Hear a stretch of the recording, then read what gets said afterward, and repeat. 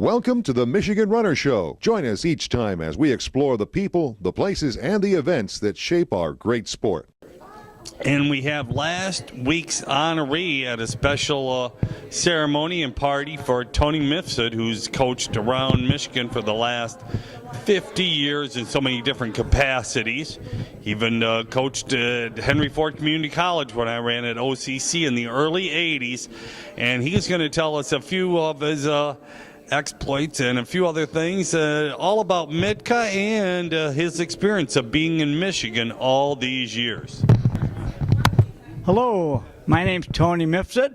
I'm privileged and happy to have been coaching. This will be starting my 51st year in track and field and cross country. And I had about 35 years of officiating as a track starter and cross country starter. But here I am. I love this place, and I've been here so many years I can't even count the years. For the simple reason you come up here for camaraderie, for coaches, you learn something from each one. You hear guest speakers today. We listened to Jim Ryan, Joe Vigil, and many other great speakers we had for the MITCA Tracking Clinic for 2017. My story is very short and simple. I met Kermit when I was in 10th grade. He came up to me and he gave me a poem. If it is to be, it is up to me. I've used that so many times because it's the most powerful 10 two-letter words using all the vowels except the Y. And I've used that all the time. And I tried to Google it a few years ago. Nobody will take credit. So what I've been doing lately, author, unknown, Kermit Ambrose. And Kermit used to come up to these MITCA. He was one of the forefathers that created MITCA back in 58, 59. He came here till he was 100 years old, and then he passed away the following year, which is a great tribute to him. He was a coach at Birmingham Seahome and did great things, not just winning, but preaching the word of running and how to do things correctly. You got to remember now, when he was coaching, he had 100 athletes. He was the only coach at Birmingham Seahome. So I learned so much from him, and coming up to MITCA Track and Field, I just love it, what they do here. I have a passion for it. My passion is ever growing. My wife said, when is it going to stop? I told her never. Again, I went to Cody High School, 5,500 students, and some of the coaches there changed my life around. Number one, I told a story in the celebration of my 50 years, was when I went out for football and baseball. And here I was, maybe 4'8", 90 pounds at best, playing football and baseball. Now, could you imagine a football coach looking at me and all the football coaches looking at each other and say, what are we going to do with this guy?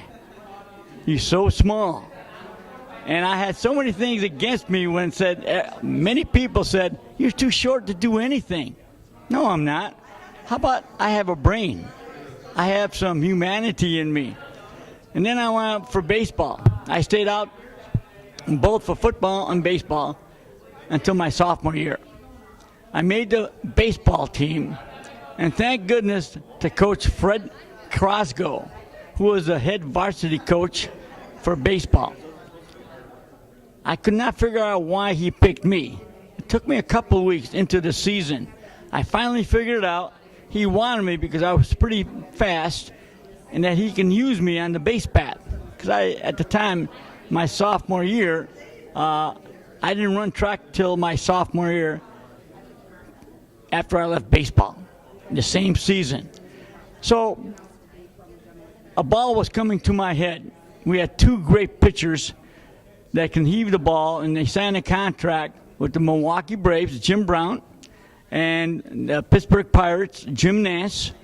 They were like 6'4", 220, men among boys.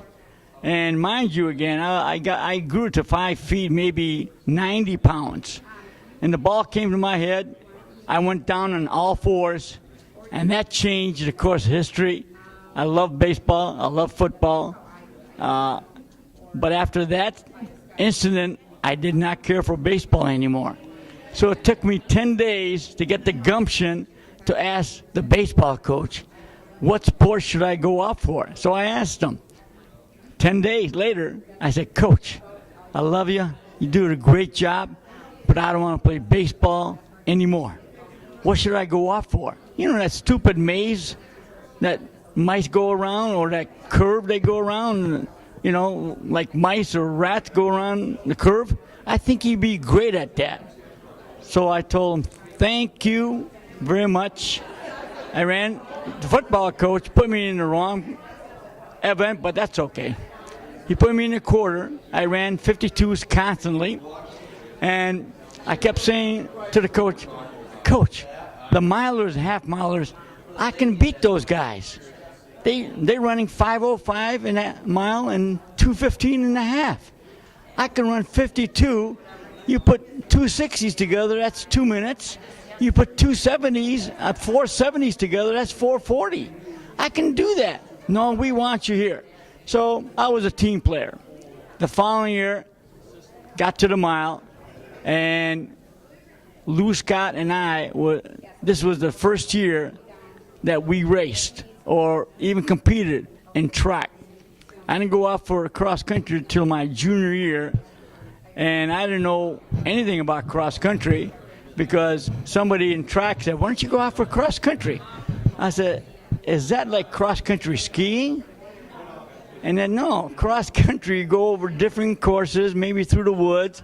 It's like 2 miles, because back then I did that in 1961. So I didn't join cross country till 1960, my sophomore year, 60 in the fall, my junior year. Okay. And So, to shorten it up, Tony, what were your greatest moments of running in all these years? What was your greatest moment of running? well, my greatest moment was, this is depicted in my mind like a video. I'm on my third or fourth Boston Marathon. I had a hamstring problem. Greg Meyer, matter of fact, was the winner back then, ran 2:09. And I thought I was in pretty good shape to run maybe 2:20. I was trying to qualify for Olympic trials for 84, okay, for the United States, just to get me in there. And the thing was, I ran 2:27. That put me in 243rd place. And that was a year from all over the world, they brought in people to qualify for Olympic trials for 84 LA Olympics.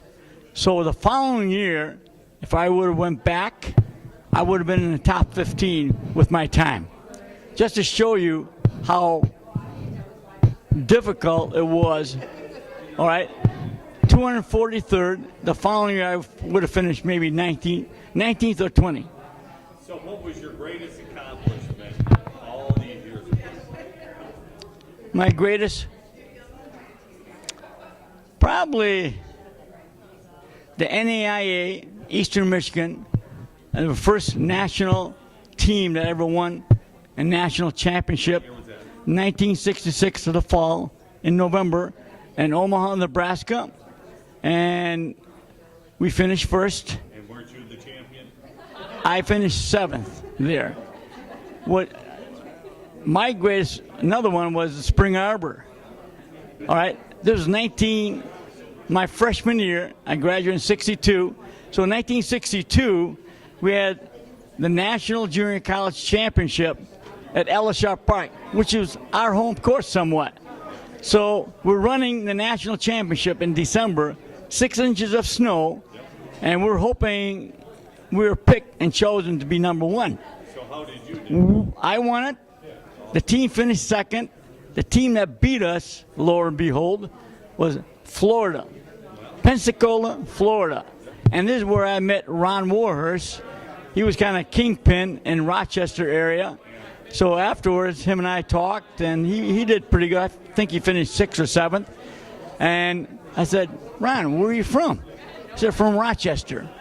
But that was our greatest moments. So one last word to sum up last few words to sum up your career as an athlete, coach, official, everything you've done in Michigan and track and field over the years.